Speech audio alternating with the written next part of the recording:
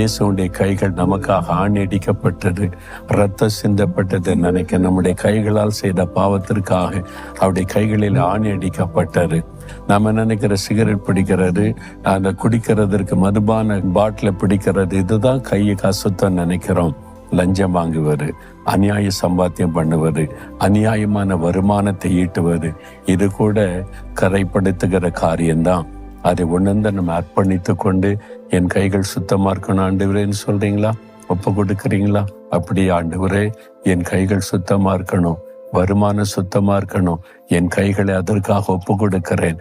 உம்முடைய கைகளில் ஆணியடிக்க ஒப்பு கொடுத்தீரே, அந்த இரத்தத்தினால் என் கைகளை கழுவி பரிசுத்தப்படுத்தி இனி நான் அநியாய சம்பாத்தியம் செய்யாதபடி என் கைகளை காத்துக்கொள்ள என் ஒப்பு கொடுக்கிறேன். இயேசுவின் நாமத்தில் ஆமேன், ஆமேன்.